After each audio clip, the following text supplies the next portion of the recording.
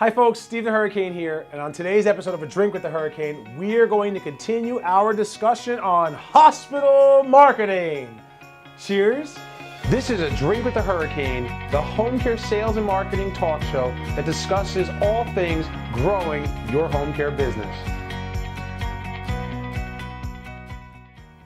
Hospital marketing, hospital marketing, hospital marketing. You want to grow your business to $5 million, $10 million, $20 million a year, you're going to need hospitals to refer you all the time. And how do you get business from hospitals, folks?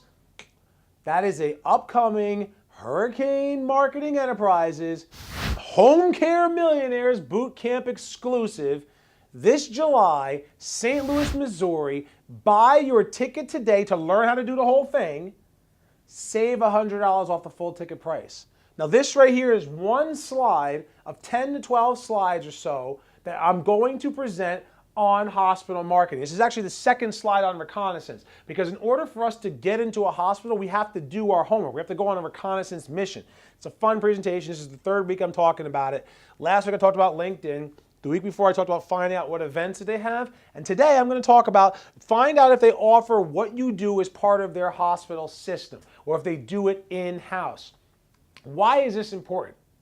Sometimes people are like, well, Steve, I'm a home care company, and if they offer home care, what's the point in me going in there because they're going to give all the referrals to themselves? Not necessarily. I got into many closed hospital systems that did not refer private home care because they had their own.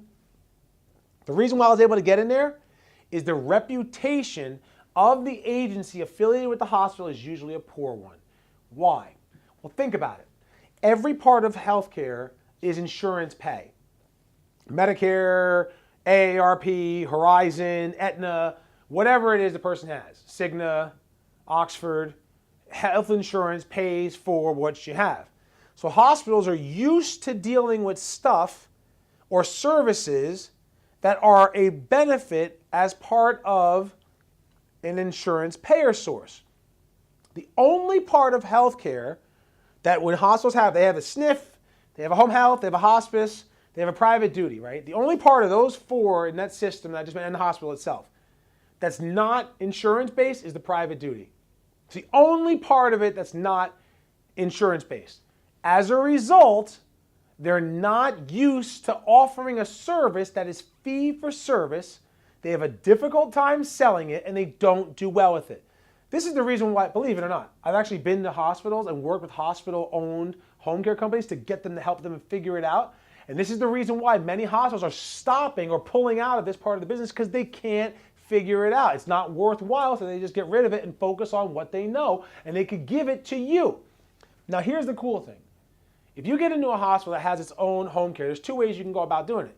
You can go directly to that home care company and find out what services they are not willing to provide. What services do they not do, and then offer it, and then be their exclusive referral that they give to people who are looking for what the hospital home care doesn't do. Great example. One of my clients many years ago, who's now one of my coaches, Nini, over in Texas.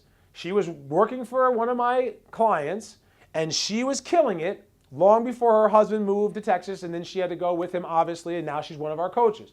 But when Nini was working her territory, she went into a hospital that had their own home care. And she asked them, what services do you offer? What services do you not offer? And she found out that they did not do live-in care, and they would not do same-day discharges. Interesting. No same-day discharges and no live-in care provided. It was just too much for them. They didn't want to get involved with it. So the agency that Nini worked for was one of my clients. They specialized in live-in care, and they were willing and able to staff same-day discharges. So every time this home care company had a same-day discharge, they called my client. Every time they had somebody who wanted or needed a 24-hour live-in caregiver, they called my client. So every week, Nini's getting 3 to 5 referrals from this hospital, not the hospital, but the hospital's in-house home care company, and they're number 2 on the list, and they're getting a ton of business, a ton of clients, a ton of growth from this one way of getting into a hospital. And so I share this with you because this is just, folks, I can't say it enough.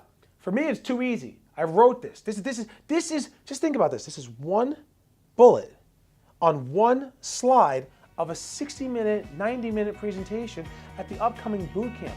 Think about what I just said to you. Was that good? I know it was good. Because you're like, oh man, I never thought of that. That's why you invest in yourself, to get the training, to get the know-how so that you could go back and execute in your market and get hospital referrals. That's why this is an exclusive Millionaires Bootcamp topic. I'm going to give you all the rest of this information this July, St. Louis, Missouri, so that you can go back and blow away the competition. Sign up now, and I'll see you there.